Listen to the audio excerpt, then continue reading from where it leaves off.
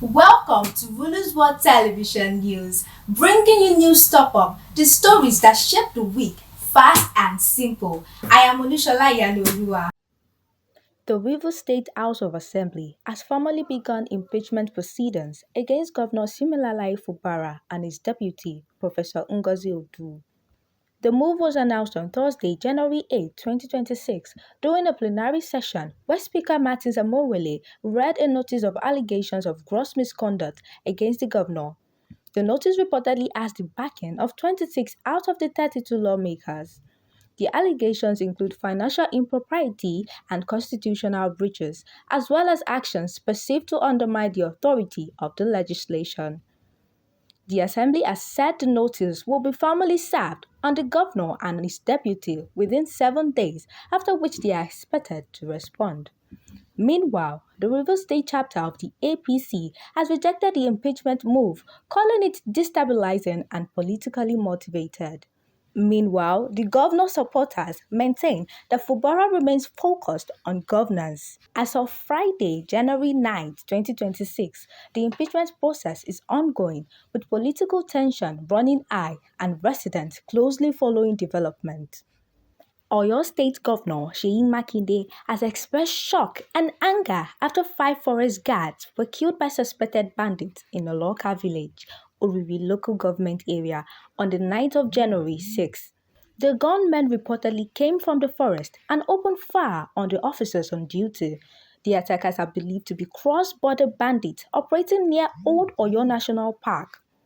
Governor Makinde condemned the attack as brutal and unacceptable and assured residents that the state government is working with security agencies to track down the perpetrators. In the same vein, the Oyo State Police Command confirmed the killings. Commissioner of Police Femi Haruna visited the scene with his team to assess the situation. He expressed deep condolences to the families of the slain officers and described the attack as a tragic blow to those protecting the state forest. CP Haruna said tactical units, intelligence operatives, and local police have been deployed to secure the area, recover evidence, and prevent further attacks. He emphasized that the police are committed to apprehending the attackers and urged residents to cooperate with security personnel.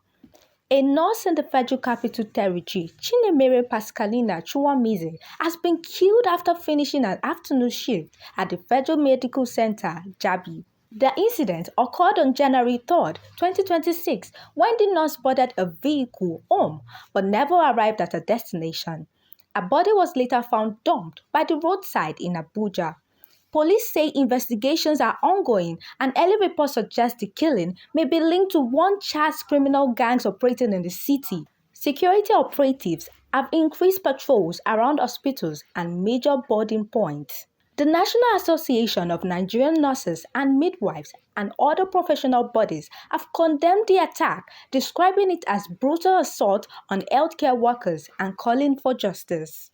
In Abuja, commuters faced an unusual security threat when thugs reportedly broke car windows and stole valuables from drivers while traffic was at standstill. The incidents, which have been occurring sporadically in busy areas, have raised concerns about urban security and prompted authorities to increase patrols along major routes. Motorists have been urged to remain alert and report any suspicious activity. In a separate development, a herd of cattle roaming the streets of Abuja has sparked public outrage. Residents complained about traffic disruptions, potential accidents, and health hazard, calling on local authorities to enforce stricter measures to prevent livestock from wandering into the city. And on the foreign gist, the United States has seized a Russian-flagged oil tanker following a dramatic pursuit across the Atlantic Ocean. The vessel, identified as Marinara, was intercepted and boarded by U.S. forces on January 7, 2026, in international waters between Iceland and the United Kingdom. U.S. officials say the tanker was involved in illegal oil shipment linked to Venezuela and was operating in violation of American sanctions. U.S. officials say the tanker was involved in illegal oil shipment linked to Venezuela and was operating in violation of American sanctions. The ship had earlier refused the U.S. Coast Guard boarding request in the Caribbean and fled north, triggering a pursuit that lasted more than 2 weeks.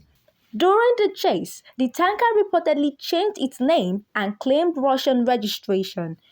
U.S. authorities say they acted under a federal court warrant with surveillance support from the United Kingdom. The crew was taken into custody without resistance and the tanker is now under U.S. control. Russia has condemned the action, calling it a violation of international law and warning of rising tensions at sea. The United States insists the seizure was lawful and part of efforts to clamp down on sanctioned oil trading. That's all on News Top Up for today. For more trending stories, don't forget to subscribe to our YouTube channels, Bulu's World Television News, and stay connected. Once again, I am Olushola Yanolua. Thanks for watching.